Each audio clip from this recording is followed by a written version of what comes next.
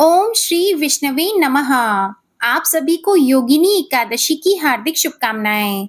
आषाढ़ मास के कृष्ण पक्ष की एकादशी का नाम है योगिनी एकादशी और यह तिथि भगवान विष्णु जी को समर्पित होती है। आज आप जानेंगे योगिनी एकादशी की तिथि और शुभ मुहूर्त के साथ ही इस दिन पालन किए जाने वाले कुछ अनिवार्य नियमों के बारे में। साल 2024 में इस बार 2 जुलाई दिन मंगलवार को योगिनी एकादशी है। इसी दिन उपवास रखा जाएगा और एक दिन पहले दशमी तिथि के नियमों का पालन किया जाएगा। एकादशी तिथि प्रारंभ होगी 1 जुलाई दिन सोमवार को सुबह 10:36 पर और एकादशी तिथि की समाप्ति होगी 2 जुलाई दिन मंगलवार को सुबह 8:42 पर। ऐसे में उदया तिथि के अनुसार योगिनी एकादशी का व्रत 2 जुलाई दिन मंगलवार को रखा जाएगा।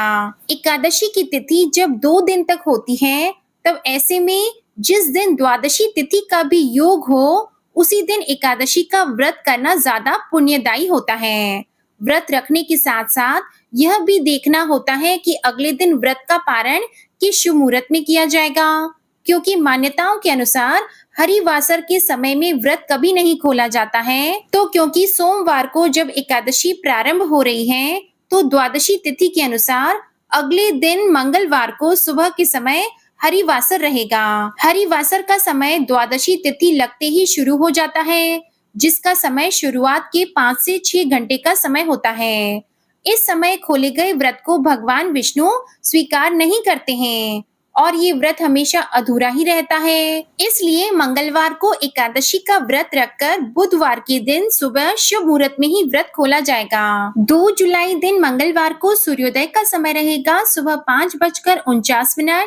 सूर्यास्त का समय रहेगा शाम 7:12 पर। ब्रह्म मुहूर्त का समय रहेगा सुबह 4:13 से सुबह 5:01 तक और अभिजीत मुहूर्त का समय रहेगा दोपहर 12:04 से दोपहर 12:57 तक। ब्रह्म मुहूर्त और अभिजीत मुहूर्त का समय पूजा के लिए सबसे शुभ मुहूर्त होता है। राहु काल जिसे अशुभ मुहूर्त माना जाता है, वो रहेगा दोपहर 3:51 से शाम 5:32 तक। राहु काल के इस समय का भी आप ध्यान रखें। द्वादशी तिथि प्रारंभ होगी 2 जुलाई दिन मंगलवार को सुबह 8:42 पर और द्वादशी तिथि की समाप्ति होगी 3 जुलाई दिन बुधवार को सुबह 7:10 पर। तो ऐसे में हरिवासर का जो समय है वो 2 जुलाई दिन मंगलवार को दोपहर लगभग 2 बजे तक रहने वाला है। द्वादशी तिथि यानी 3 जुलाई बुधवार को सूर्योदय का समय रहेगा सुबह 5:49। सूर्यास्त का समय रहेगा शाम 7:12। अमृत काल का समय रहेगा तड़के 12:59 से सुबह 2:32 तक। ब्रह्म मुहूर्त का समय रहेगा सुबह 4:13 से सुबह 5:01 तक और राहु काल का समय रहेगा दोपहर 12:31 से दोपहर 2:11 तक। योगिनी एकादशी व्रत का पारण होगा 3 जुलाई दिन बुधवार को सुबह 5:28 से सुबह 7:10 के शुभ मुहूर्त के बीच में। नियमों के अनुसार द्वादशी तिथि के अंदर अंदर ही एकादशी का उपवास खोल लेना चाहिए। त्रयोदशी तिथि में एकादशी का उपवास खोलने से दोष लगता है और व्रत का पूर्ण फल भी प्राप्त नहीं होता है। किन किन जरूरी नियमों का पालन व्रती को करना चाहिए? तो एकादशी का व्रत रखने वाले भक्तों को दशमी तिथि से ही नियमों का पालन प्रारंभ कर देना चाहिए, जो कि द्वादशी तिथि तक चलता है। दशमी तिथि को सूर्यास्त के बाद अन्न ग्रहण नहीं किया जाता है। शुद्ध सात्विक भोजन ही दशमी तिथि को ग्रहण करना चाहिए। अगर आप गलती से लहसुन प्याज का सेवन कर लेते हैं, तो आप ऐसे में दशमी तिथि को सिर से स्नान कर लें, चाहे वो महिलाएं हो या पुरुष हो। और एकादशी के दिन तुलसी पत्र नहीं तोड़े जाते हैं, तो दशमी तिथि को ही आप सूर्यास्त से पहले तुलसी पत्र भी तोड़कर रख लें। एकादशी के दिन तुलसी जी में जल अर्पित नहीं किया जाता है, लेकिन पूजा सुबह और शाम की जा सकती है। एकादशी के दिन जो भी भक्त तुलसी जी के पौधे में दीपक जलाता है, भगवान विष्णु उस पर हमेशा प्रसन्न रहते हैं।